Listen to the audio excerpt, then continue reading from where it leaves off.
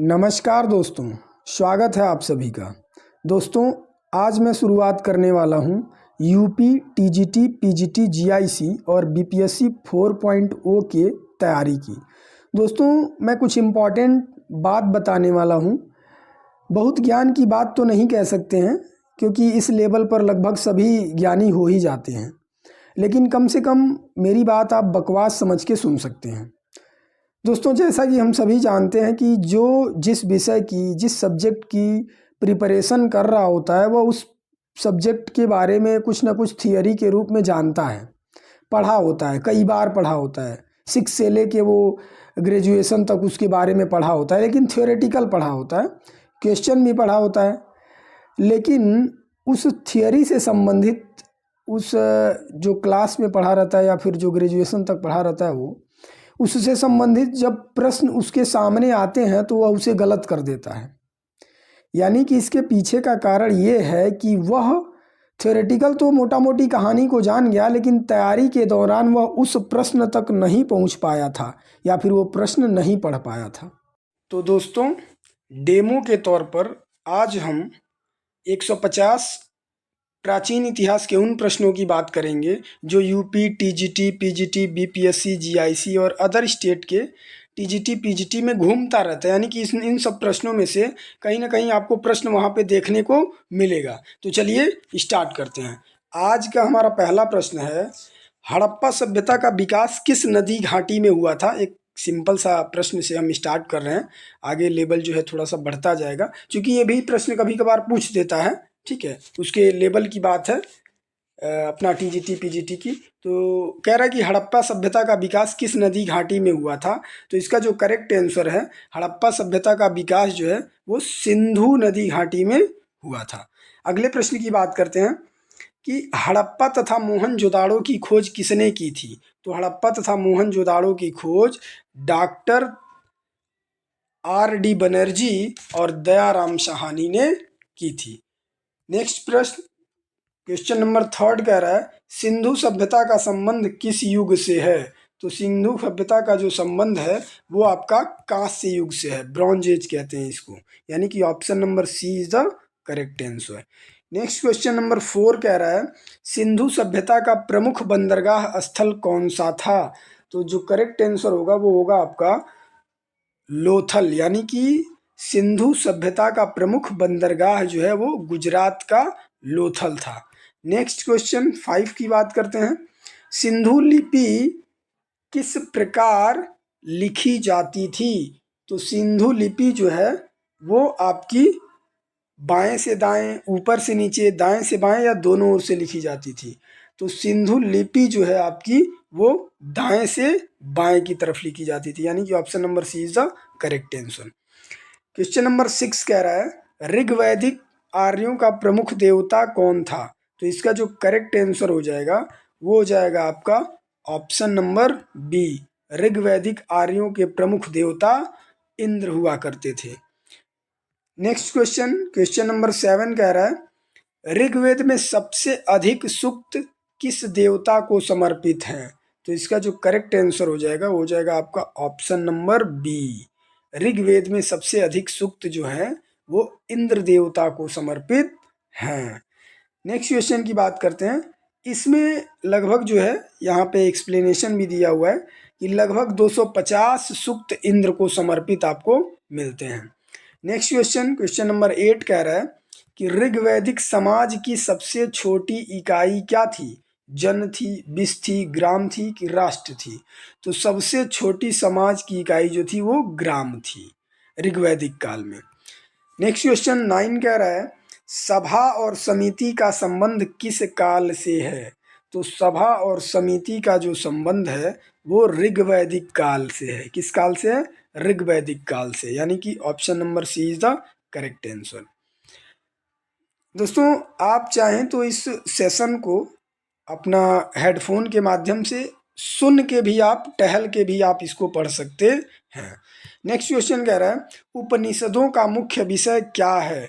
तो इसका जो करेक्ट आंसर हो जाएगा वो हो जाएगा आपका ऑप्शन नंबर सी, उपनिषदों का मुख्य विषय ज्ञान है। नेक्स्ट क्वेश्चन है, महाजनपदों की कुल संख्या कितनी थी? तो महाजनपदों की कुल संख्या जो है वो 16 थी, तभी तो हम षोडश महाजनपद कहते हैं। और सबसे जो शक्तिशाली महाजनपद था वो मगध था। और हम जैसा कि जानते हैं कि मगध राज्य के उत्कर्ष के बारे में हम लोग इतिहास से में अपना पढ़ते हैं। महाजनपद के कालों में सबसे पहले हम मगध राज्य के उत्कर्ष के बारे में ही पढ़ते हैं। क्वेश्चन नंबर 12 कह रहा है मगध की प्रारंभिक राजधानी क्या थी? तो मगध की जो प्रारंभिक राजधानी थी वो थी आपकी राजगृह, यानी कि राजगृह मगध की प्रारंभिक राजधानी थी। नेक्स्ट क्वेश्चन, क्वेश्चन नंबर 13 कह रहा है सिकंदर का भारत पर आक्रमण किस वर्ष हुआ था? तो इसका जो करेक्ट आंसर होगा वो होगा आपका ऑप्शन नंबर बी, सिकंदर का भारत पर आक्रमण 326 ईसा पूर्व हुआ था। देखिए दोस्तों, ये क्वेश्चन आपको थोड़े से सरल लग सकते हैं, लेकिन इसके बाद जो प्रैक्टिस सेट आपको कराया जाएगा उसमें जो अभिकथन और कारण के प्रश्न हैं, मैच द फॉलोइंग के प्रश्न हैं, कथन क्रोनोलॉजिकल ऑर्डर में सेट करना है, काल क्रमानुसार में सेट करना है, इन सब टाइप के क्वेश्चंस आपको मिलेंगे। ये जो इस टाइप के सिंपल क्वेश्चन होते हैं ये भी कभी कभार 2-4 दे देता है आपको लुभाने के लिए, और इसमें भी मिस्टेक होने की संभावना होती है। तो 8-10 प्रश्न 15 प्रश्न तो इस टाइप के भी रहते हैं संपूर्ण प्रश्नों में से, तो इस वजह से ये भी देखना बहुत ही ज़रूरी है। नेक्स्ट क्वेश्चन कह रहा है चंद्रगुप्त मौर्य का गुरु और मार्गदर्शक कौन था? तो क्वेश्चन नंबर 14 का जो करेक्ट आंसर हो जाएगा वो जाएगा ऑप्शन नंबर बी, यानी कि चंद्रगुप्त मौर्य का गुरु और मार्गदर्शक चाणक्य था। नेक्स्ट क्वेश्चन कह रहा है मौर्य वंश का संस्थापक कौन था? तो क्वेश्चन नंबर 15 का जो करेक्ट आंसर हो जाएगा वो हो जाएगा आपका ऑप्शन नंबर सी, मौर्य वंश का संस्थापक चंद्रगुप्त मौर्य था। नेक्स्ट क्वेश्चन, अशोक ने किस युद्ध के बाद अहिंसा की नीति अपनाई थी? तो अशोक ने कलिंग युद्ध के बाद अहिंसा की नीति अपनाई थी। क्वेश्चन नंबर 17 कह रहा है अशोक के अभिलेख मुख्यतः किस लिपि में मिले हैं? तो अशोक के अभिलेख मुख्यतः जो है ब्राह्मी एवं खरोष्ठी लिपि में मिले हुए हैं। Option number D is the correct answer. Question number 18 कह रहा है कि सांची स्तूप का निर्माण किसने करवाया था? तो इसका जो करेक्ट आंसर हो जाएगा वो हो जाएगा ऑप्शन नंबर सी, सांची स्तूप का निर्माण अशोक ने करवाया था। नेक्स्ट क्वेश्चन कह रहा है यूनानी शासक मिनांडर को भारत में किस नाम से जाना जाता है? तो यूनानी शासक मिनांडर को हम मिलिंद के नाम से भी जानते हैं। Option number A is the correct answer. अगला प्रश्न कह रहा है गुप्त वंश का संस्थापक कौन था? तो गुप्त वंश का संस्थापक आपको मिलेगा चंद्रगुप्त प्रथम था। कौन था? चंद्रगुप्त। वास्तविक संस्थापक की बात करें तो चंद्रगुप्त प्रथम को ही हम गुप्त वंश का संस्थापक मानते हैं। क्वेश्चन नंबर 21 कह रहा है समुद्रगुप्त की विजयों का उल्लेख किस अभिलेख में है? तो समुद्रगुप्त के विजयों का उल्लेख जो है वो प्रयाग प्रशस्ति अभिलेख में है, प्रयाग प्रशस्ति अभिलेख में है। क्वेश्चन, क्वेश्चन नंबर 22 कह रहा है गुप्त काल को किस क्षेत्र में स्वर्ण युग कहा जाता है? राजनीति में, कला में, साहित्य में या सभी क्षेत्रों में? तो इसका जो करेक्ट आंसर हो जाएगा वो हो जाएगा सभी क्षेत्रों में, यानी कि गुप्त काल को राजनीति, कला और साहित्य में स्वर्ण युग कहा जाता है। क्वेश्चन नंबर 23 कह रहा है नालंदा विश्वविद्यालय की स्थापना किसके समय मानी जाती है? तो नालंदा विश्वविद्यालय की स्थापना जो है वो कुमारगुप्त प्रथम के समय मानी जाती है, यानी कि option number C is the correct answer. Question number 24 कह रहा है अजंता की गुफाएं किस राज्य में स्थित हैं? तो इसका जो करेक्ट आंसर हो जाएगा वो हो जाएगा आपका ऑप्शन नंबर सी, अजंता और एलोरा की गुफाएं जो है वो महाराष्ट्र राज्य में स्थित हैं। नेक्स्ट क्वेश्चन कह रहा है 25 चीनी यात्री फायान भारत किस शासक के समय में आया था? तो इसका जो सही उत्तर हो जाएगा वो हो जाएगा ऑप्शन नंबर सी, चंद्रगुप्त द्वितीय के शासन के दौरान चीनी यात्री फायान भारत आया था, यानी कि इसे हम चंद्रगुप्त द्वितीय को हम विक्रमादित्य की भी उपाधि देते हैं। नेक्स्ट क्वेश्चन कह रहा है 26 गुप्त काल में भूमि अनुदान का उल्लेख किस ताम्रपत्र में मिलता है? तो इसका जो सही उत्तर हो जाएगा वो हो जाएगा आपका ऑप्शन नंबर सी, यानी कि गुप्त काल में भूमि अनुदान का उल्लेख हमें दामोदरपुर ताम्रपत्र में मिलता है। Option number C is the correct answer. Question number 27 कह रहा है भारत का नेपोलियन किसे कहा जाता है? तो भारत का नेपोलियन सभी जानते हैं समुद्रगुप्त को कहा जाता है। क्वेश्चन नंबर 28 कह रहा है प्रयाग प्रशस्ति की रचना किसने की थी?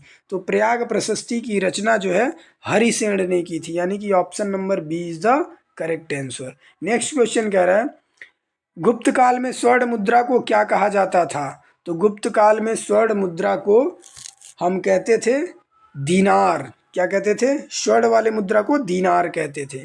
क्वेश्चन नंबर 30 कह रहा है विक्रमादित्य की उपाधि किस गुप्त शासक ने धारण की थी?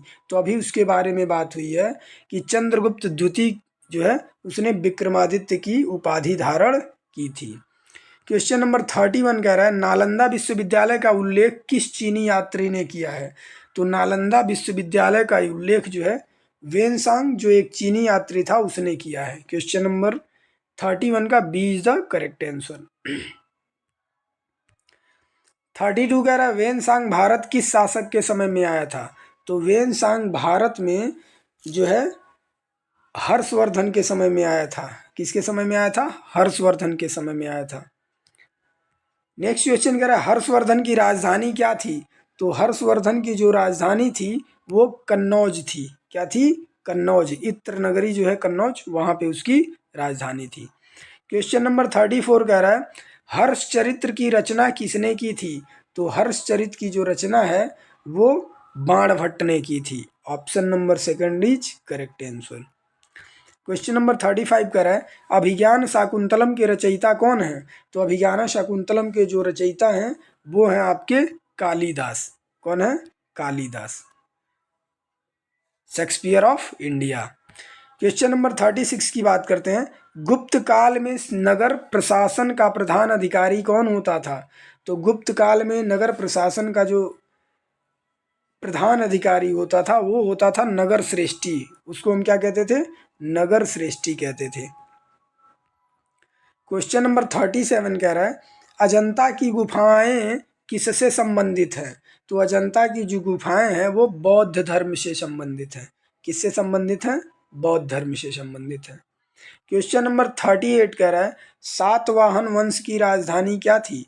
तो सातवाहन वंश की जो राजधानी थी वो प्रतिष्ठान थी। Option number A is the correct answer. Question number 39 कह रहा है महाविभाषा किस धर्म से संबंधित ग्रंथ है? तो महाविभाषा जो है वो बौद्ध धर्म से संबंधित ग्रंथ है। ऑप्शन नंबर बी जो है सही उत्तर होगा। क्वेश्चन नंबर 40 कह रहा है कुषाण वंश का सबसे प्रसिद्ध शासक कौन था? तो कुषाण वंश का सबसे प्रसिद्ध शासक जो था वो कनिष्क था, जो रेशम मार्ग से के वजह से जाना जाता है। क्वेश्चन नंबर 41 कह रहा है कनिष्क की राजधानी कहाँ थी? मथुरा, पेशावर या तक्षशिला? तो कनिष्क की जो राजधानी थी वो थी पेशावर। क्वेश्चन नंबर 42 कह रहा है चतुर्थ बौद्ध संगीति कहाँ हुई थी? तो आप तो जानते ही हैं अका अका रवा पका माका मासा मो वाली जो शॉर्ट ट्रिक है उसके थ्रू आप पता कर सकते हैं। तो चतुर्थ बौद्ध संगति जो है वो आपकी हुई थी कहाँ पे? कुंडल वन में। अक्का अक्का रवा पका, राजगृह, वैशाली, पाटलिपुत्र और कुंडल वन। क्वेश्चन नंबर 43 कह रहा है महायान बौद्ध धर्म का विकास किसके समय हुआ था? तो महायान बौद्ध धर्म का जो विकास है वो कनिष्क के समय में हुआ था। किसके समय में? कनिष्क के समय में। क्वेश्चन नंबर 44 कह रहा है अर्थशास्त्र के लेखक कौन हैं? तो अर्थशास्त्र के लेखक हैं आपके चाणक्य। कौन है? चाणक्य हैं। लेकिन इसमें जो है अर्थशास्त्र की बात नहीं कही गई है, इसमें राजनीति शास्त्र की बात लिखी गई है। क्वेश्चन नंबर 45 कह रहा है मौर्य काल में प्रांत को क्या कहा जाता था? तो 45 का जो करेक्ट आंसर हो जाएगा वो हो जाएगा ऑप्शन नंबर सी, मौर्य काल में प्रांत को आहार कहा जाता था। क्वेश्चन नंबर 46 कह रहा है मेगस्थनीज किस शासक के दरबार में था? तो मेगस्थनीज जो है वो चंद्रगुप्त मौर्य के दरबार में था।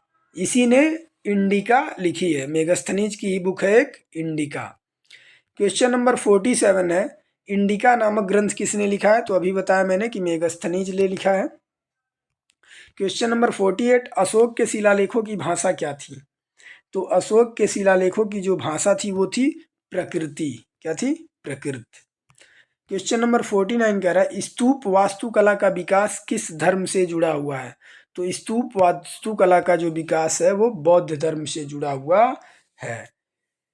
क्वेश्चन नंबर 50 कह रहा है कि प्राचीन भारत में निष्क किससे संबंधित था? तो प्राचीन भारत में जो निष्क था वो स्वर्ण मुद्रा से संबंधित था। निष्क को हम किससे जानते थे?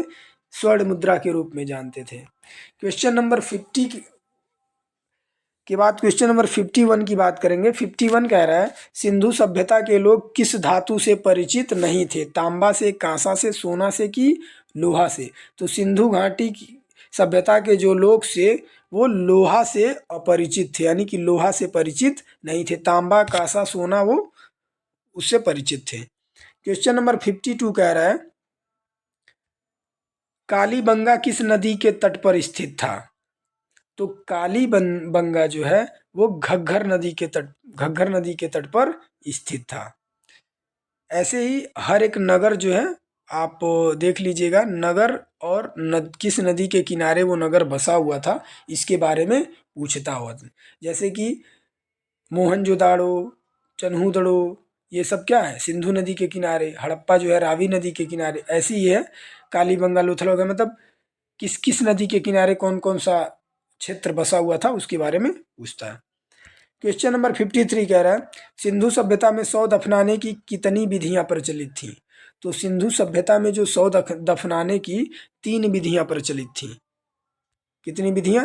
3 विधियां प्रचलित थी। क्वेश्चन नंबर 54 कह रहा है मोहनजोदाड़ो का प्रसिद्ध विशाल स्नानागार किससे संबंधित था? तो मोहनजोदाड़ो का प्रसिद्ध विशाल स्नानागार जो है वो धार्मिक स्नान से संबंधित था। ऐसा माना जाता है कि एक तरफ से लोग स्नान करने के लिए जाते थे और स्नान करके निकल के वो पूजा पाठ करने के लिए जाते थे, क्योंकि एक तरफ की सीढ़ियाँ सूखी हैं और एक तरफ की सीढ़ियाँ गीली मिली हैं, मतलब नम होने की संकेत है वहाँ पे। क्वेश्चन नंबर 55 कह रहा है ऋग्वेद की रचना किस भाषा में हुई? तो ऋग्वेद की जो रचना है वो संस्कृत भाषा में हुई है। किस में हुई है? संस्कृत भाषा में हुई है, जो भाषाओं की जननी है। क्वेश्चन नंबर 56 कह रहा है ऋग्वैदिक काल में पुरोहित किसे कहा जाता था? तो ऋग्वैदिक काल में जो है पुरोहित हम कहते थे यज्ञ कराने वाले को। यज्ञ कराने वाला क्या कहलाता था? पुरोहित कहलाता था। क्वेश्चन नंबर 57 कह रहा है उत्तर वैदिक काल में वर्ण व्यवस्था किस आधार पर कठोर हुई? तो उत्तर वैदिक काल में वर्ण व्यवस्था जो है जन्म के आधार पर कठोर हुई। Option number C is the correct answer. Question number 58 कह रहा है महावीर स्वामी का जन्म कहाँ हुआ था? तो महावीर स्वामी का जन्म जो है वो वैशाली में हुआ था। Option number C is the correct answer. Question number 59 Jain धर्म के 24वें तीर्थंकर कौन थे? तो जैन धर्म के जो 24वें तीर्थंकर थे वो थे आपके महावीर स्वामी। कौन थे? महावीर स्वामी थे। नेक्स्ट क्वेश्चन 60 कह रहा है बुद्ध का प्रथम उपदेश कहाँ दिया गया था? तो बुद्ध का जो प्रथम उपदेश है वो आपका सारनाथ में दिया गया था। कहाँ पे दिया गया था? सारनाथ में दिया गया था। सबसे ज़्यादा उपदेश श्रावस्ती में दिया गया था। क्वेश्चन नंबर 61 कह रहा है बौद्ध धर्म का त्रिरत्न क्या है? तो बौद्ध धर्म का त्रिरत्न जो है बुद्ध, धम्म और संघ है। बुद्धम शरणम गच्छामि, धम्मम शरणम गच्छामि और संघम शरणम गच्छामि। क्वेश्चन नंबर 62 कह रहा है अष्टांगिक मार्ग किस धर्म से संबंधित है? तो अष्टांगिक मार्ग का जो संबंध है वो बौद्ध धर्म से है। क्वेश्चन नंबर 63 कह रहा है मगध की शक्ति का प्रमुख कारण क्या था? तो मगध की शक्ति का जो प्रमुख कारण था वो था आपका लौह भंडार। क्या था? लौह भंडार, यानी कि option number B is the correct answer. Question number 64 कह रहा है नंद वंश का अंतिम शासक कौन था जिस वंश के खत्म होने के बाद चंद्रगुप्त वंश का स्थापना हुआ? तो नंद वंश का जो अंतिम शासक था वो घनानंद था। कौन था? घनानंद था। क्वेश्चन नंबर 65 कह रहा है मौर्य साम्राज्य की जो राजधानी है वो क्या थी? तो मौर्य साम्राज्य की जो राजधानी थी वो पाटलिपुत्र थी। क्या थी? पाटलिपुत्र थी। क्वेश्चन नंबर 66 कह रहा है अशोक का व्यक्तिगत नाम क्या था? तो देवनाम प्रिय, प्रियदर्शिनी, अशोक वर्धना, ये सब उसको कहते थे। तो अशोक का जो व्यक्तिगत नाम था वो सभी था। ये मतलब देवनाम प्रिय भी कहते थे, प्रियदर्शी भी कहते थे, अशोक वर्धना भी कहते थे। यानी कि ऑप्शन नंबर डी उपरोक्त सही। क्वेश्चन नंबर 67 कह रहा है अशोक के धम्म का मुख्य उद्देश्य क्या था? तो अशोक के धम्म का जो मुख्य उद्देश्य था वो था आपका नैतिक आचरण। क्या था? नैतिक आचरण। Option number B is the correct answer. Next question कह रहा है मौर्य प्रशासन का सर्वोच्च अधिकारी कौन होता था? तो मौर्य साम्राज्य का जो सर्वोच्च अधिकारी था वो महामात्य कहलाता था। क्या कहलाता था? महामात्य कहलाता था। क्वेश्चन नंबर 69 कह रहा है ग्रीक राजदूत मेगस्थनीज ने भारत का वर्णन किस ग्रंथ में किया है? तो ग्रीक राजदूत जो मेगस्थनीज था उसने भारत का वर्णन इंडिका में किया हुआ है। किस में किया हुआ है? इंडिका में किया हुआ है। क्वेश्चन नंबर 70 कह रहा है सातवाहन शासकों की भाषा क्या थी?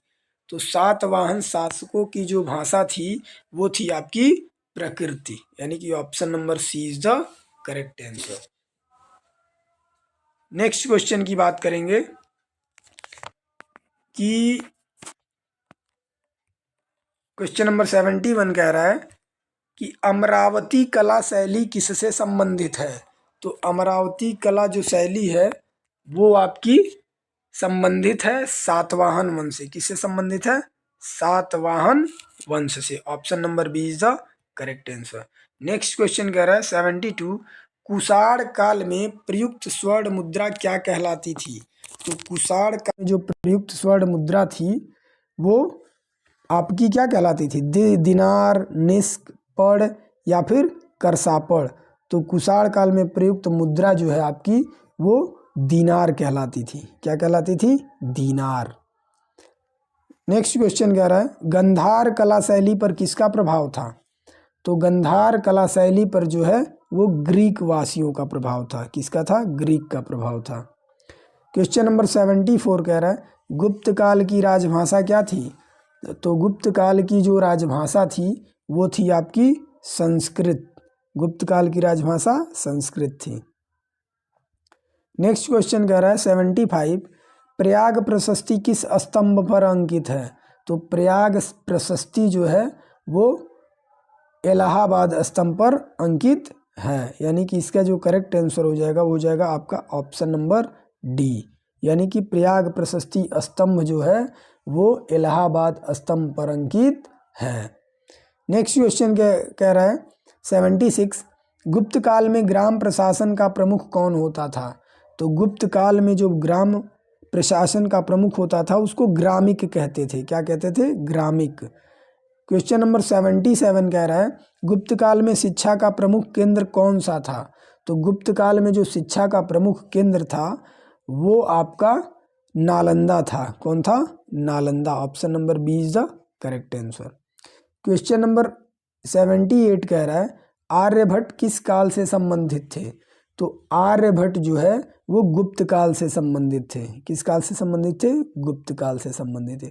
और इन्हीं गुप्त काल में ही जो महाराज विक्रमादित्य जिनको उपाधि मिली थी और जो चंद्रगुप्त द्वितीय के नाम से जाने जाते थे उनके ज़माने में 9 रत्न भी हुआ करते थे जो 9 अलग अलग तरह की क्वालिटी को धारण किए हुए थे।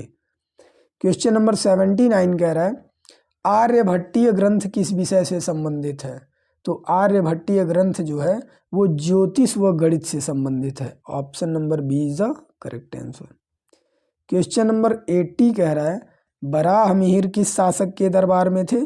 तो बराह मिहिर जो है वो चंद्रगुप्त द्वितीय, अभी मैंने बताया जो 9 रत्न थे महावीर के समय, विक्रमादित्य के समय में, चंद्रगुप्त द्वितीय के समय में, उसी में से एक बराह मिहिर भी थे। क्वेश्चन नंबर 81 कह रहा है हर्षवर्धन किस वंश से संबंधित था? तो हर्षवर्धन जो है वो आपका पुष्यभूति वंश से संबंधित था। किससे संबंधित था? पुष्यभूति वंश से संबंधित था। क्वेश्चन नंबर 82 कह रहा है हर्ष ने किस विश्वविद्यालय को संरक्षण दिया था। तो हर्ष जो है वो नालंदा विश्वविद्यालय को संरक्षण दिया था। किसको संरक्षण दिया था? नालंदा विश्वविद्यालय को। नेक्स्ट क्वेश्चन कह रहा है इत्सिंग किस देश का यात्री था। तो इत्सिंग जो है वो भी एक चीनी यात्री था, फायान के जैसे, शित्सुंग के जैसे। नेक्स्ट क्वेश्चन 84 कह रहा है प्राचीन भारत में सभा किससे संबंधित थी। तो प्राचीन भारत में जो सभा है वो राजनीतिक संस्था से संबंधित थी। सभा को राजनीतिक संस्था माना जाता था। क्वेश्चन नंबर 85 कह रहा है अशोक के अभिलेखों में किस भाषा का प्रयोग नहीं हुआ है। तो अशोक के अभिलेखों में जो है प्राकृतिक ग्रीक और आर्यमाइक का प्रयोग हुआ है, लेकिन संस्कृत का प्रयोग नहीं हुआ है, यानी कि ऑप्शन नंबर डी इसका सही होगा। क्वेश्चन नंबर 86 कह रहा है गुप्त काल को स्वर्ण युग क्यों कहा जाता है। तो गुप्त काल को स्वर्ण युग कहने का जो इसके पीछे रीजन है वो है सर्वांगीण विकास का, यानी कि गुप्त काल में सर्वांगीण विकास हो रहा था, इस वजह से उस काल को हम स्वर्ण युग कहते हैं, स्वर्ण काल कहते हैं। क्वेश्चन नंबर 87 कह रहा है भारत में विश्वविद्यालय प्रणाली का प्रारंभ किस काल में माना जाता है। तो भारत में विश्वविद्यालय प्रणाली का प्रारंभ जो है वो गुप्त काल में माना जाता है। कब माना जाता है? गुप्त काल में माना जाता है। क्वेश्चन नंबर 88 महायान बौद्ध धर्म में बुद्ध को क्या माना गया है। तो महायान बौद्ध धर्म में जो है बुद्ध को एक देवता के रूप में माना गया है, इसी वजह से लोग उनकी मूर्ति पूजा करते हैं एज अ देवता। और जो हीनयान वाले हैं वो केवल उनके आदर्शों की पूजा करते हैं, मूर्ति पूजा नहीं करते हैं।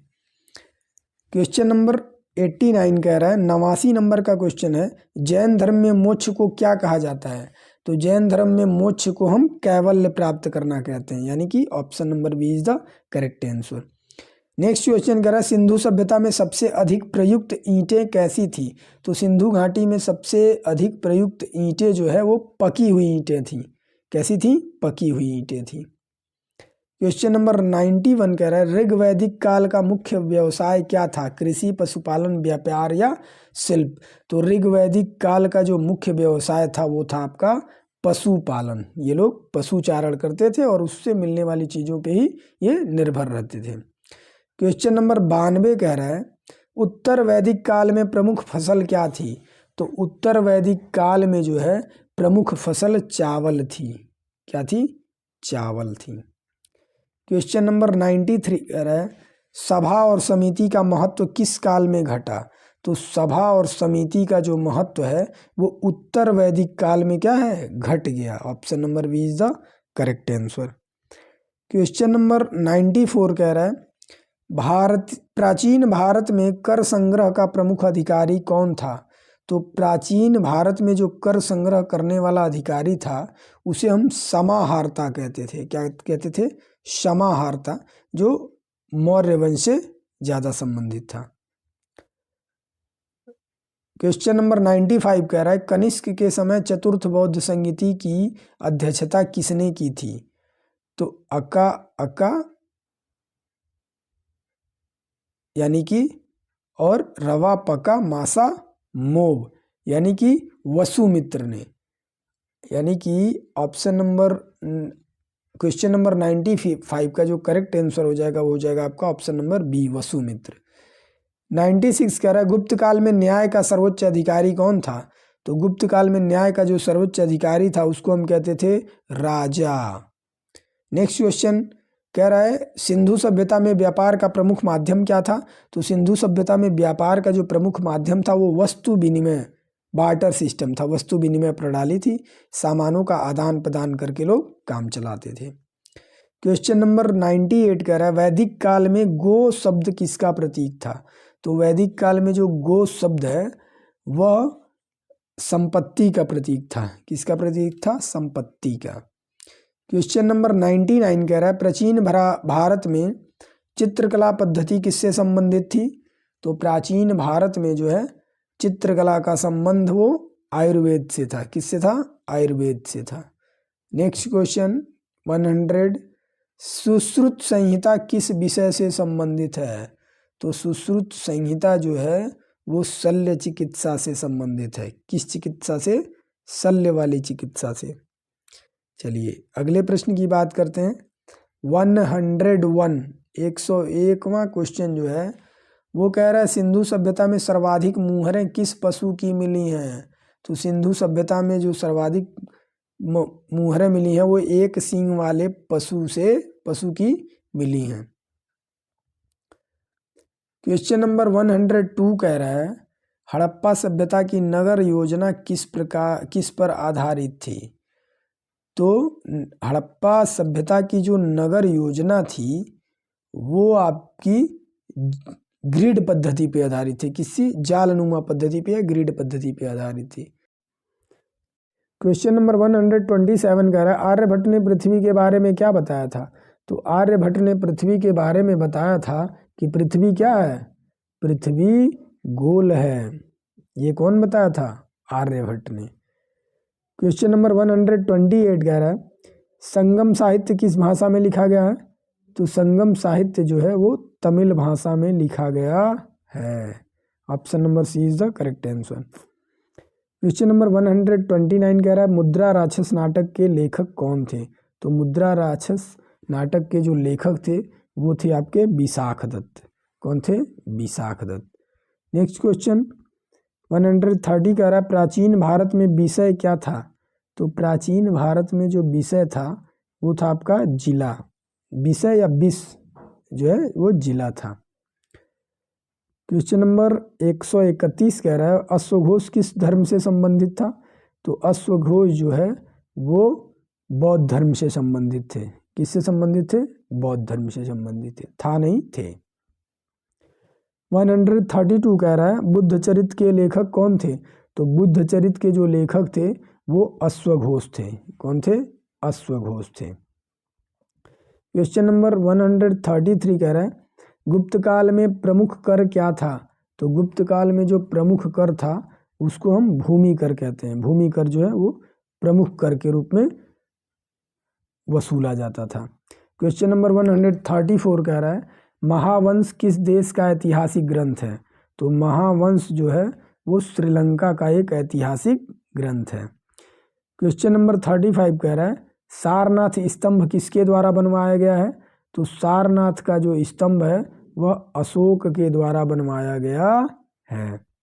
क्वेश्चन नंबर 135 का ए जो है करेक्ट आंसर है। 130 क्वेश्चन कह रहा है प्राचीन भारत में श्रेष्ठी किसे कहा जाता था। तो प्राचीन भारत में श्रेष्ठी जो है हम व्यापारी को कहते थे। किसको कहते थे, व्यापारी को। Option number B is the correct answer. 137 कह रहा है नासिक अभिलेख किससे संबंधित है। तो नासिक अभिलेख जो है वो सातवाहन वंश से संबंधित है, सातवाहनों से संबंधित है।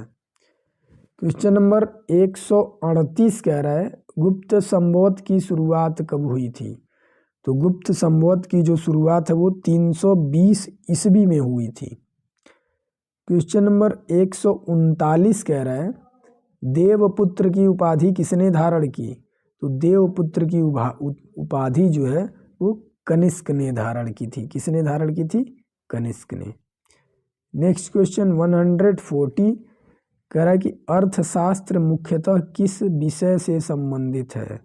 तो अर्थशास्त्र का जो संबंध है वो इकोनॉमी से नहीं है, उसका संबंध राजनीति और इकोनॉमी से है, केवल इकोनॉमी से नहीं है। क्वेश्चन नंबर 141 कह रहा है मनुस्मृति किस काल से संबंधित है। तो मनुस्मृति का जो संबंध है वो है आपका उत्तर वैदिक काल से। क्वेश्चन नंबर 142 कह रहा है प्राचीन भारत में करसापड़ क्या था। तो प्राचीन भारत में जो करसापड़ था उसे हम मुद्रा कहते थे। क्या कहते थे, मुद्रा। क्वेश्चन नंबर 143 कह रहा है तक्षशिला किस लिए प्रसिद्ध था। तो तक्षशिला जो है वो आपका शिक्षा के लिए प्रसिद्ध था। किसके लिए प्रसिद्ध था, शिक्षा के लिए। Option number B is the correct answer. Question number 144 कह रहा है धम्म महामात्र किसके समय नियुक्त किए गए थे। तो धम्म महामात्रों की नियुक्ति जो है वो अशोक के समय हुई थी। जाओ पता लगाओ कहीं किसी को कोई दिक्कत तो नहीं है। क्वेश्चन नंबर 145 कह रहा है प्राचीन भारत में गणराज्य का उदाहरण कौन सा है। तो प्राचीन भारत में जो गणराज्य थे वो आपके वज्जी था। कौन था? इसमें से वज्जी जो है वो गणराज्य था। क्वेश्चन नंबर 146 कह रहा है लिच्छवी किससे संबंधित थे। तो जो लिच्छवी थे वो गणतंत्र से संबंधित थे। किससे थे? गणतंत्र से संबंधित थे। क्वेश्चन नंबर 147 गुप्त काल में महादंडनायक क्या था। तो गुप्त काल में जो महादंडनायक था वो न्याय अधिकारी था। कौन था? न्याय अधिकारी। क्वेश्चन नंबर 148 कह रहा है मेहरौली लौह स्तंभ किस काल से संबंधित है। तो मेहरौली लौह स्तंभ का भी संबंध गुप्त काल से है। क्वेश्चन नंबर 149 कह रहा है चंद्रगुप्त विक्रमादित्य कौन थे। तो चंद्रगुप्त विक्रमादित्य जो है वो चंद्रगुप्त द्वितीय थे। चंद्रगुप्त द्वितीय को ही विक्रमादित्य की उपाधि दी गई थी। 150 नंबर का क्वेश्चन और आज का अंतिम क्वेश्चन। ये जो क्वेश्चन थे वो कहीं ना कहीं आपको देखने को मिल जाते हैं किसी न किसी रूप में सभी परीक्षाओं में। अब जो है स्पेशली आपको प्रैक्टिस सेट के रूप में जो लेवल होता है यूपी टीजीटी और पीजीटी का, उस लेवल का प्रश्न आपको सॉल्व करवाया जाएगा और बैड मिनिमम 10,000 प्रश्नों को हम यहाँ पे सॉल्व करेंगे ताकि एग्जाम क्लियर करने में कोई दिक्कत ना हो। जितना ज़्यादा प्रश्नों तक हमारी पहुँच रहेगी उतना आसानी से हम प्रश्नों को सॉल्व कर पाएंगे। तो क्वेश्चन नंबर 150 कह रहा प्राचीन भारत में पुर शब्द का अर्थ क्या था। तो प्राचीन भारत में जो पुर शब्द का अर्थ है वो था आपका नगर। तो दोस्तों ये था 150 प्रश्नों इम्पॉर्टेंट प्रश्नों का संग्रह जो बार बार पेपर में कहीं ना कहीं पूछ देता है, जो प्राचीन इतिहास से एंशिएंट हिस्ट्री से रिलेटेड है। एक आध 2 क्वेश्चन 3 क्वेश्चन 4 क्वेश्चन आपको देखने को मिल जाएंगे इसने में से। किसी भी पेपर को आप टीजीटी पीजीटी लेवल का दीजिए तो इस लेवल का भी 2-4 क्वेश्चन आपको 5 क्वेश्चन आपको देखने को मिल जाता है। चलिए, थैंक यू।